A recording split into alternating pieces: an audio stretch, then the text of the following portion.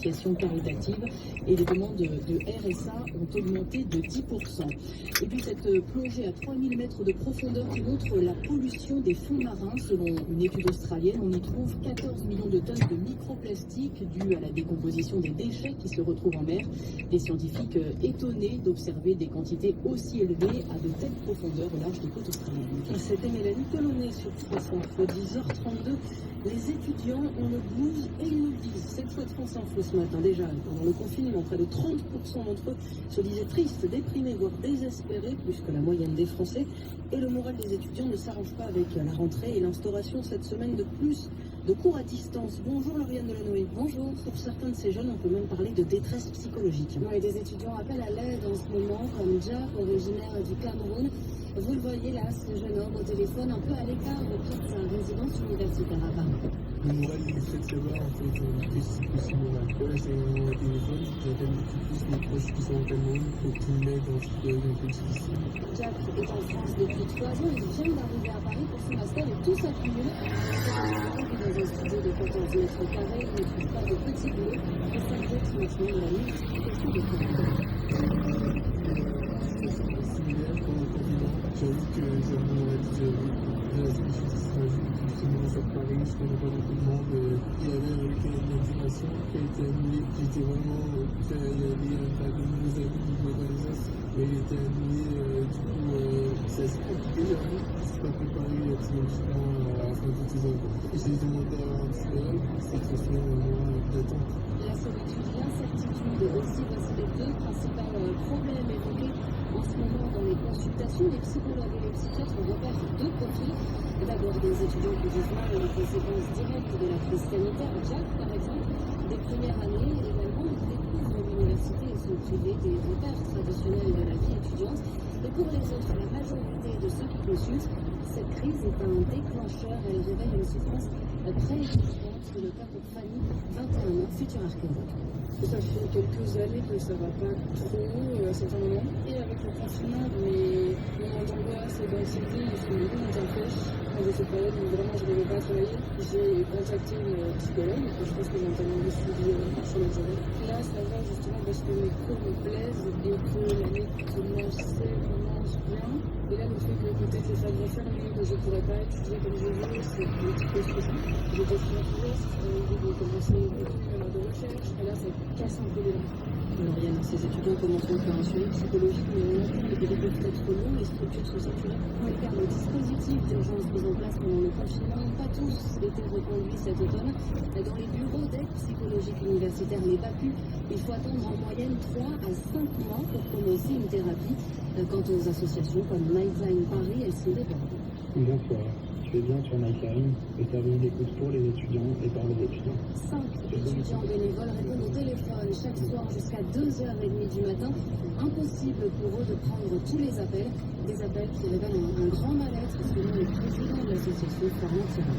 Certaines personnes sont dans un état de détresse grave, qui déclarent des pensées suicidaires.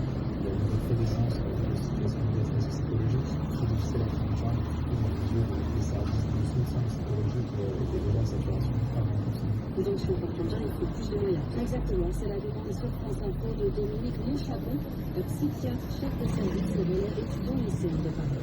Ces dispositifs de soins avec les étudiants sont toujours appliqués en plan particulier pour 64% pathologie psychiatrique et l'air dans ce temps de fréquence. Et donc, je souris de la difficulté dans ces périodes de crise sanitaire qui va réindiquer chez chaque étudiant et chez chaque secteur d'ailleurs des vulnérabilités de traumatisme individuel, de perte de décès, et bien entendu, à ce moment-là, ce qu'on de soins va dire que ça peut être Cette psychiatre de la Fondation Santé des étudiants de France craint aussi des conséquences à long terme.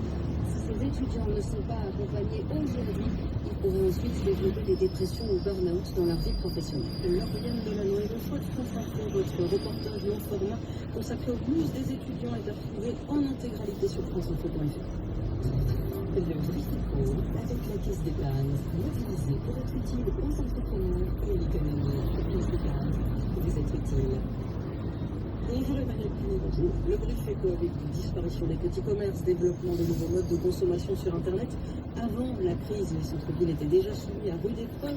Comment redynamiser le commerce de centre-ville? La Banque des Territoires met sur la table 1 milliard d'euros. Oui, la Banque des Territoires, c'est une filiale de la Caisse des dépôts et consignations, en fait le bras financier de l'État. Alors l'effet de la concurrence des supermarchés dans la périphérie des villes qui avait créé la polémique en son temps est presque à reléguer aux archives. Aujourd'hui, il y a effectivement, vous le disiez, le commerce sur Internet, la digitalisation toujours plus importante des services. Dans l'entre-deux-guerres, la France comptait 2 millions de magasins, il ne reste aujourd'hui que quelques 300. 1 milliard d'euros, est-ce qu'on peut parler d'un plan de relance local? Alors oui, et à la base, il y a un constat. Les commerces de proximité, des villes moyennes et des plus petites, ont été fortement touchés par le confinement. On s'attend à ce que la hausse des faillites cette année atteigne 20% de plus que les années précédentes. Et comment les commerçants vont pouvoir profiter de cet argent débloqué par la Banque des Territoires? Alors déjà, il faut savoir que ce programme est complémentaire des PGE, les prêts garantis par l'État, qui avaient été mis en place par le gouvernement au début de la crise. Et ce plan est déployé en 2 volets.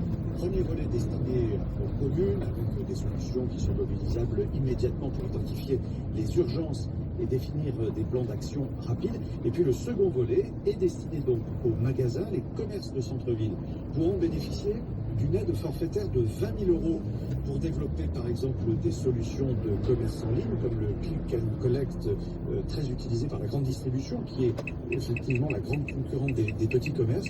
Internet représente le commerce traditionnel de proximité de demain, à l'image de ces petits commerçants de plus en plus nombreux qui se servent du web pour référencer leurs produits et fidéliser leur clientèle. Emmanuel Cuny, le bruit fait quoi sur France Info? BMW. Partir en rendez-vous, filer en réunion, aller faire les courses, voir ses amis. Pour les sportifs du quotidien, il y a la BMW Série 1 édition sport. Jambe 17 pouces, projecteur LED, siège sport. La BMW Série 1 est une et unique, comme vous. Découvrez-la aux journées portes ouvertes, dès 295 € par mois, entretien inclus. Exemple pour une BMW 1.16i édition sport avec majoration du premier loyer de 2 600 € à LLD 36 mois, 30 000 km jusqu'au 31 décembre dans les concessions participantes. Détails sur bmw.fr. Bouygues Télécom Entreprise. Quand on dirige une PME, on doit penser à ses clients, à ses fournisseurs et aussi à l'anniversaire de Patricia Lacota. Joyeux anniversaire, Patricia. Et grâce à la fibre et à l'accompagnement de Bouygues Télécom Entreprise, je sais que je peux compter sur mon réseau Internet. Et ça me détend. Et oui, avec la nouvelle solution fibre sécurisée de Bouygues Télécom Entreprise, bénéficiez de nombreux services inclus comme le backup 4G automatique. Tout ça pour seulement 79 € hors taxe par mois. Appelez gratuitement le 3100.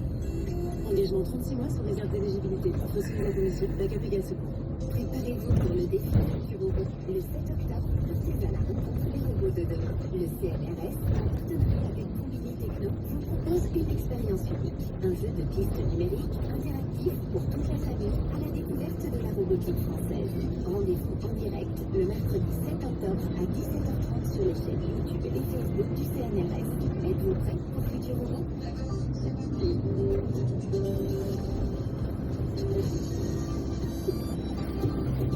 France Info, 11h30, midi, Camille Ravel. Et dans un instant sur France Info, des témoignages de petits sinistrés de passage de la tempête Alex dans les Alpes-Maritimes. C'était il y a 5 jours. Nous partons à Sorges dans un instant. Malgré la fermeture des écoles, les enfants sont pris en charge pendant la journée. Ce sera un reportage d'Emmanuel Grabé. Il est 11h20, le fil info, Mélanie Delaunay. L'État ne peut pas laisser l'ensemble de la métropole et de son économie exsangue, déclare sur France Info le maire de Nice, Christian Estrosi. Le Conseil des ministres doit déboucher ce matin sur des mesures de soutien. 5 jours après les intempéries qui ont fait au moins 4 morts dans le sud-est, Emmanuel Macron sera cet après-midi dans les Alpes-Maritimes à la rencontre des sinistrés. S'il faut être candidat, je le serai, assure le sénateur Les Républicains Bruno Retailleau. Sur France Inter, il juge que le renoncement de François Baroin, le maire de Troyes, à se présenter à la présidentielle de 2022 est une conviction qui lui appartient.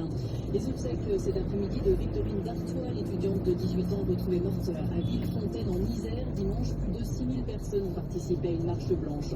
En Grèce, au moins 8000 manifestants ce matin devant le palais de justice d'Athènes à l'appel du mouvement antifasciste et de syndicats pour l'aboutissement de 50 procès.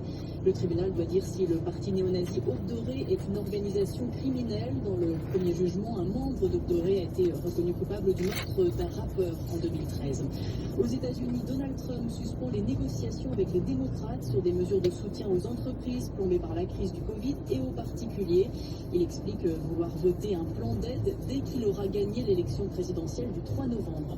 C'est la 100e sélection d'Olivier Giroud en équipe de France de football. Les Bleus affrontent ce soir à 21h l'Ukraine en match amical au Stade de France. France Info. Et nous sommes donc maintenant dans les Alpes-Maritimes. 5 jours après les intempéries, certains villages de la vallée de la Roya sont toujours coupés du monde ou presque, inaccessibles par la route. À Fontan, Labry, Tende et Saorge, les habitants qui n'ont pas subi de gros dégâts tentent de maintenir une vie aussi normale que possible. À Saorge, par exemple, malgré le manque d'eau et d'électricité rétabli depuis hier et la fermeture des écoles par le préfet, les enfants sont tout de même, Emmanuel Gravé, pris en charge pendant la journée. Dès lundi matin, les parents se sont mobilisés. Objectif, éviter ce qui s'est passé pendant le confinement. Claire Harel est l'une des organisatrices de cette école alternative. Ça va être compliqué pendant des mois. Les enseignants sont dispatchés dans la vallée parce que l'enseignante qui est ici, elle habite à Breil. Moi, par exemple, j'étais enseignante à Saint-Dalmas. Je ne pense pas revoir mon école avant très longtemps. Le rythme, on s'est rendu compte que c'était très, très important. De se lever, d'avoir un but, de se coucher le soir à telle heure, continuer à avoir des activités, de voir les autres enfants, de faire des choses avec eux aussi. Le matin, les élèves travaillent les matières classiques. Il y a une collègue qui les a fait travailler en lecture, j'ai les ai pris en mathématiques, qui suivent quand même le programme. Il y a une maman qui est prof d'anglais, on les emmène chez nous et on fait classe sur la table. Maintenant, on a découvert qu'il y a l'électricité, c'est super, on va avoir de la lumière. Une initiative saluée par les parents d'élèves, Charlie s'est immédiatement porté volontaire pour aider aux activités de l'après-midi. On a l'habitude de fonctionner ensemble, les enfants se connaissent. Hier, moi, je suis donné un cours de yoga pour les enfants, je fais de l'anglais, qui fait ce qu'il sait faire et on n'a pas de ressources. Donc, pour nous, c'était assez naturel et simple. Cet après-midi, c'est visite ludique du village avec Francesco. Vous savez que moi, je suis guide au monastère. L'occasion de faire un peu d'histoire. Est-ce que vous savez qu'il y avait un château à Saorge? Ici, c'était l'ancien château de Saint-Georges. C'est bien pour ça que Saorge s'appelle Saorge.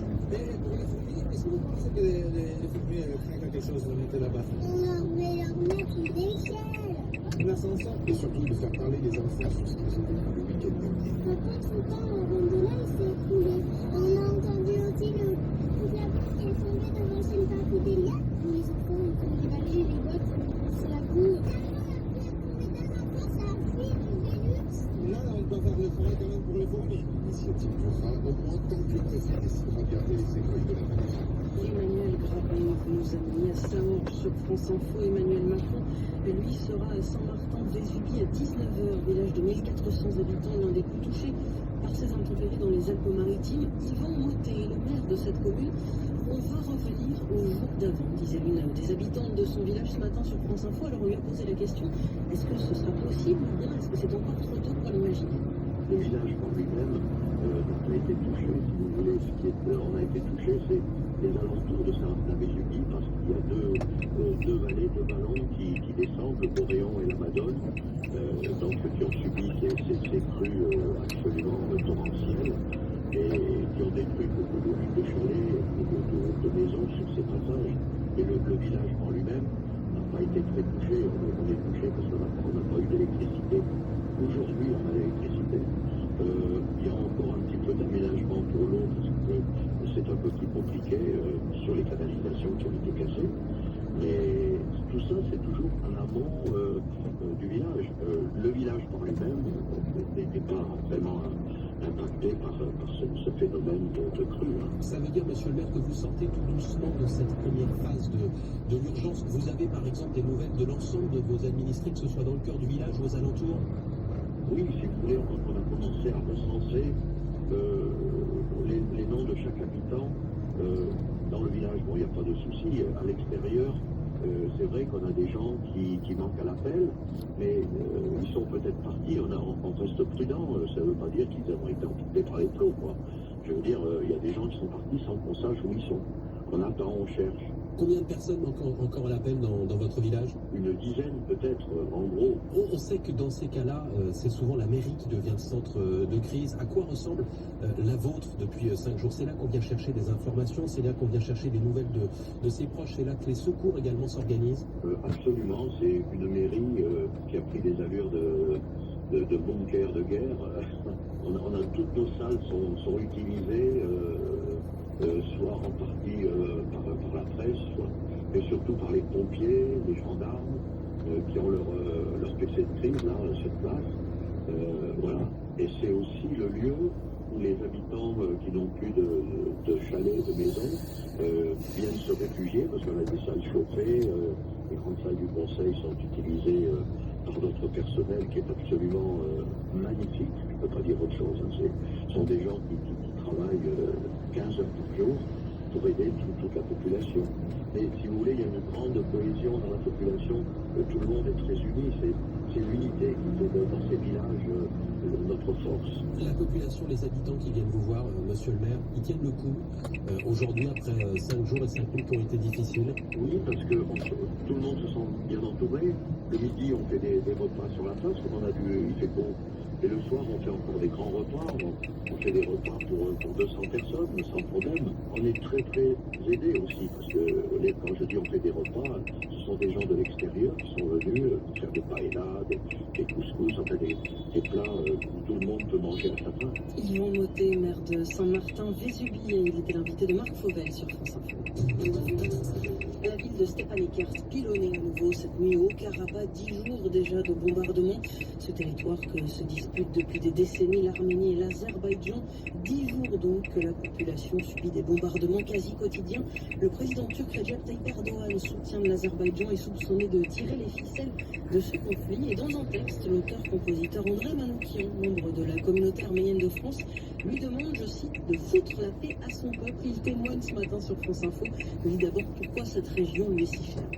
J'ai commencé cette lettre en disant j'aimerais bien récupérer le piano qu'ont oublié mes grands-parents en 1915 quand ils ont dû fuir en rigolant. Et derrière, il y a eu d'autres Arméniens qui ont dit ah, moi, ma grand-mère, elle a oublié une boîte de beaucoup, est-ce qu'on pourrait leur envoyer? Vous savez quoi, j'aurais presque qu'on fasse un mouvement avec les Turcs.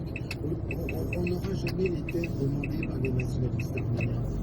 Mais juste, foutez-nous la paix et puis essayons de nous reparler. Retrouvons nos racines communes et arrêtez les bombardements. J'ai l'impression que c'est un cauchemar qui recommence. Et puis surtout, moi c'est contre toutes mes valeurs. Mon travail ces derniers temps, c'était d'essayer de me rapprocher justement de la Turquie. Quand vous êtes arménien, vous êtes complètement traumatisé.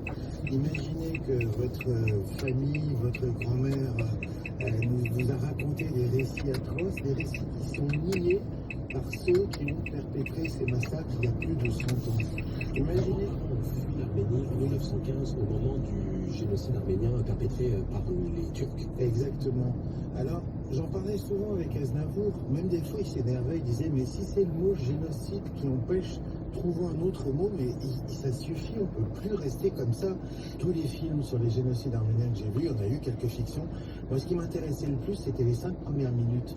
Quand on voyait les Arméniens qui vivaient avec les Turcs en bonne entente, c'est ça qui m'intéresse dans l'histoire de mon peuple. Les Arméniens sont séparés de la moitié d'eux-mêmes et les Turcs sont dans un déni total. André Manoukian, invité ce matin de Marc Fauvel sur France Info.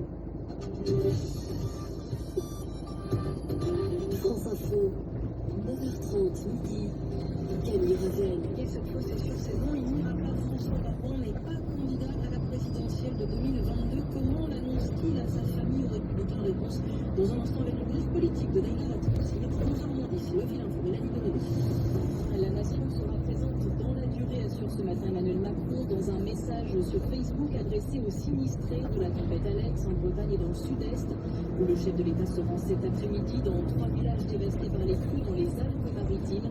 Des mesures de soutien doivent être décidées en Conseil des ministres ce matin. Sur France Info, le député La France Insoumise du Nord, Adrien Quatennens, estime que de grandes entreprises aux reins solides profitent de la crise pour licencier.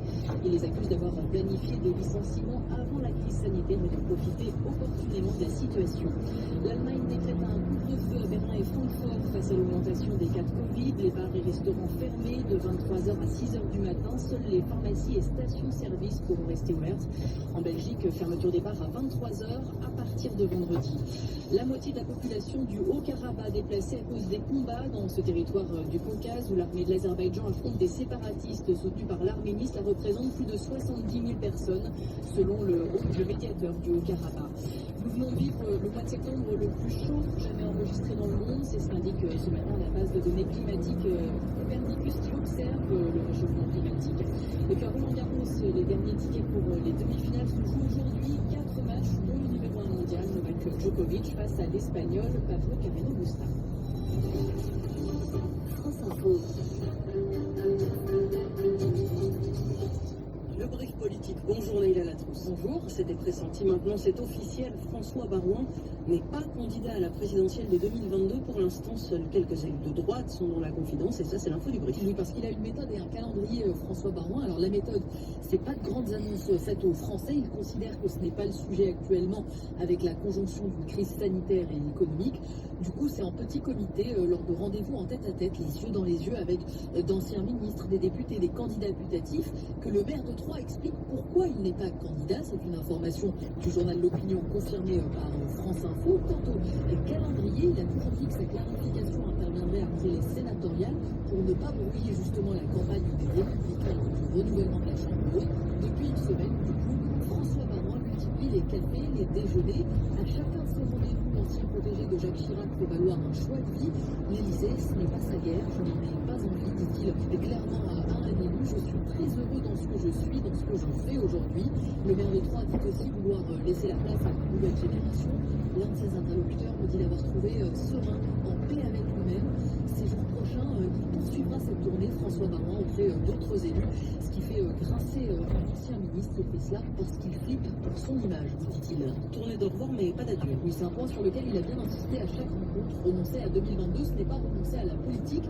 Et à tous, François Baroin dit qu'il sera présent, qu'il participera au débat intellectuel et qu'il aidera à choisir le candidat de la droite. Un ancien ministre considère qu'il a même commencé à envoyer des signaux en faisant le choix de ne pas prendre la parole publiquement, en considérant que c'est presque indécent de parler de son cas personnel alors que les Français sont préoccupés par la crise. Et bien cet ancien ministre voit dans cette méthode un signe de défiance à l'endroit de Xavier Bertrand, le président de la région Hauts-de-France, qui lui répète son envie d'être candidat. Et à droite, toujours une prédiction. Celle de l'ancien Premier ministre Jean-Pierre Raffarin, hier sur LCI. La présidentielle, elle se joue sur un dossier, la gestion de la Covid. Si la sortie est ratée, il est clair qu'il y aura une alternance. Si la sortie est réussie, il est clair qu'il sera reconduit. C'est Emmanuel Macron. 2022, ce sera donc un choix binaire pour Jean-Pierre Raffarin. Et cette prédiction, c'est une dissonance par rapport au discours ambiant, car tant chez les Républicains qu'à En Marche, beaucoup considèrent que la présidentielle se jouera sur le terrain sécuritaire. Le brief politique, Leïla Latrousse sur France Info. 11h-5, c'est mon boulot. Le gouvernement appelle donc à nouveau les entreprises à privilégier le télétravail et c'est à une seconde vague de ce phénomène qu'on assiste. Mais Philippe Duport avec de nouvelles méthodes chez certains employeurs avec des outils de surveillance. Connaissez-vous des logiciels nommés Doctor, Sneak, Vericlock, Active Track ou encore Upstaff? Ces noms ne vous disent peut-être rien et pourtant ils sont en train de se répandre dans les entreprises. Il s'agit de logiciels qui surveillent à votre insu votre activité alors que vous travaillez depuis votre domicile. Deux chercheurs, l'un de l'université Grenoble-Alpes et l'autre d'Aix-Marseille, se sont penchés sur ce phénomène. Sur le site The Conversation, ils assurent qu'aux États-Unis, en plein cœur de la crise sanitaire, les intentions d'achat de ces logiciels de surveillance à distance des employés avaient été multipliées par 5. Et comment ça marche, Philippe?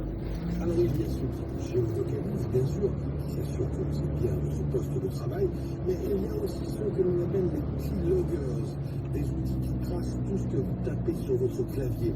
Tariq Chanor et Zilassen Dekli, les deux chercheurs, parlent aussi des outils qui permettent de mesurer le temps passé sur les sites dits productifs et sur les autres sites Il y a aussi des logiciels qui mesurent les temps de connexion sur les serveurs de l'entreprise, le nombre de courriels envoyés et l'identité des destinataires. Plus fort, certains permettent aussi de faire une capture d'écran de l'ordinateur du salarié toutes les 5 ou 10 minutes. Le site américain Quora a même repéré un logiciel qui a particulièrement le vent en poupe. Snyk prend une photo des salariés toutes les 5 minutes. Les photos apparaissent sur un mur de visage. Alors officiellement, il s'agit de rester plus facilement en contact avec tout le monde, puisqu'il suffit de cliquer sur un visage pour démarrer une conversation vidéo. Le magazine Business Insider affirme que les ventes de Snyk ont été multipliées par 10 depuis le début de l'épidémie. Mais comment c'est légal, Philippe? Ça peut se mettre en place dans nos entreprises françaises? Nos 2 chercheurs français rappellent que tout ça doit avoir été porté à la connaissance des représentants du personnel et que tout système de ce genre doit être proportionné et justifié. Une chose est sûre, l'employeur ne peut pas les mettre en œuvre tout seul dans son coin. C'est mon boulot avec Philippe Duport, spécialiste en code France Info. France Info, en direct du monde à Mexico ce matin, où l'on réfléchit à interdire la malbouffe aux enfants. 2 États du Mexique ont déjà sauté le pas et voté une loi qui interdit la vente de gâteaux, chips et boissons sucrées en tout genre aux plus jeunes. Les parents ont continué à les acheter pour leur progéniture. Mais l'initiative fait partie d'une vraie offensive des pouvoirs publics contre l'obésité et le diabète qui font des ravages dans le pays. Bonjour Alix Sardi. Bonjour. Depuis le début du mois, il y a aussi de nouvelles étiquettes sur les emballages de nourriture. Oui, elles sont apparues d'un coup partout, de grands octogones noirs et blancs bien visibles, collés sur tous les aliments où il faut signaler un excès de gras, de sucre ou de sel. Et c'est peut dire que cette nouvelle obligation est contraignante puisque ça concerne, selon l'Institut national de santé publique, 80% des produits mis à la vente. Alors, coller des étiquettes sur les produits, est-ce que ça marche vraiment? Eh bien, l'OMS semble en être convaincue puisque l'organisation a même remis un prix au Mexique pour cette initiative ambitieuse. Et il y a un précédent au Chili qui a adopté ce genre d'étiquetage il y a 3 ans. Les résultats vont dans le bon sens. L'affolement de l'industrie alimentaire montre d'ailleurs bien que cette mesure n'a rien d'anodin. Et pour échapper à ces vilaines étiquettes, certaines ont déjà modifié les formules de leurs produits, en retirant par exemple l'excès de sel des céréales, oui j'ai bien dit de sel, et ça c'est exactement le but recherché par les autorités. Par ailleurs, les marques ont obtenu l'autorisation d'utiliser de petits personnages sympas pour vendre leurs produits.